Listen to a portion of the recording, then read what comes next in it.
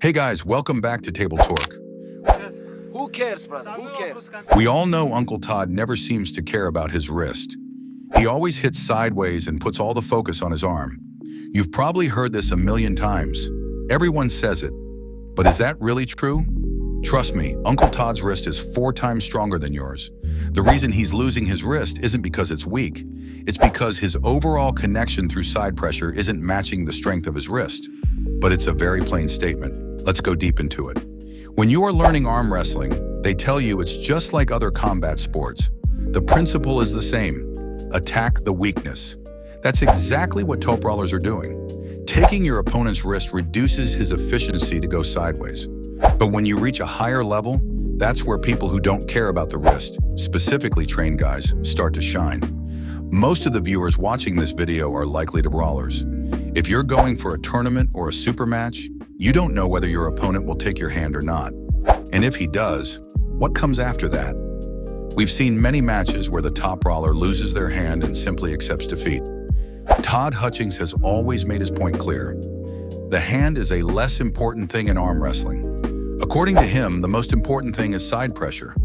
I'm not saying it's the most important thing, but at this point, when arm wrestling is becoming more and more popular, it's crucial to be trained, or at least better, at pulling without the hand. Because no matter how hard you train your hand, there will always be someone who works harder or is more genetically gifted. That's why it's necessary to have a backup plan.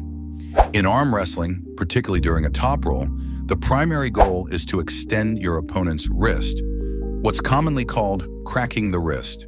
This motion causes the opponent's hand to bend backward, which significantly reduces their ability to generate and transmit force effectively. Biomechanically, the wrist plays a crucial role in stabilizing the hand. When the wrist is flexed, the flexor muscles in the forearm, mainly the flexor carpi ulnaris, flexor carpi radialis, and palmaris longus, are operating near their optimal length-tension relationship. This allows them to produce maximum force, enabling the athlete to maintain control and resist opposing pressure. However, when the wrist is forced into extension, these same muscles are stretched beyond their most efficient range. According to the length tension principle, muscles that are overly lengthened cannot generate as much force because the overlap between actin and myosin filaments inside the muscle fibers is reduced. This loss of efficient overlap decreases the muscle's pulling power. Additionally, wrist extension destabilizes the alignment of the bones in the hand and forearm, weakening grip strength and leverage. As a result, the opponent's ability to fight back is diminished, and their arm becomes vulnerable to being pulled down. This is why top brawlers often focus on attacking the hand and wrist first. Todd Hutchings is a perfect example of how biomechanical principles can be overridden, or at least balanced by specialization and extreme training. While wrist extension usually puts someone at a mechanical disadvantage, Todd's style shows that biomechanics is not just about one joint, which here the wrist, but about the entire chain of connections: hand, forearm, elbow, shoulder, and back. Here's what's happening in Todd Hutchings' case is, when his wrist is extended, his finger flexors lose some mechanical advantage. However, Todd compensates by creating an incredibly strong elbow-to-shoulder connection, maximizing side pressure. He managed to effectively use his pronation and rise, even after slightly losing his wrist. He trains his brachialis, shoulder stabilizers, and latissimus dorsi to deliver enormous force directly across the arm wrestling table, almost like a lever pushing sideways. Biomechanically, his style relies less on hand control and more on bone alignment and joint rigidity. With a tight shoulder and elbow angle, and by keeping his upper arm almost static, he turns his arm into a pressurized structure, a rigid beam. This minimizes the need for dynamic wrist flexion and instead lets the shoulder and torso muscles do the work. He also strengthens the connective tissues, which allows him to exert maximum pressure even when his wrist is compromised. In short, Todd's style shows that if the wrist fails, but the elbow-used shoulder chain is extremely conditioned, you can still win through raw side pressure and structural alignment. It's a different biomechanical strategy, one that sacrifices hand advantage for arm dominance. You can say it in terms of versatility, and another great example of this is Rino Masic. Rino Masic is the current East versus West World Heavyweight Champion. His style and training methods are highly interesting, making him one of the most versatile arm wrestlers in the sport. Unlike some guys who rely on a single technique, Rino has mastered multiple pulling styles. Rino believes that versatility is crucial to being a world champion. This contrasts with someone like Levan Saginashvili, who has dominated the sport for 7 to 8 years, using only a high-knuckle top roll.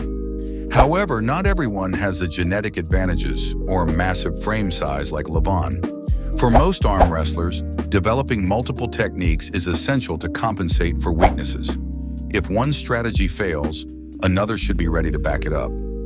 Rino is not a hand control-based puller and often loses his hand during matches, but this is not a problem for him. His versatility allows him to adjust his approach and still come out on top, proving that flexibility and technique is as important as strength in arm wrestling.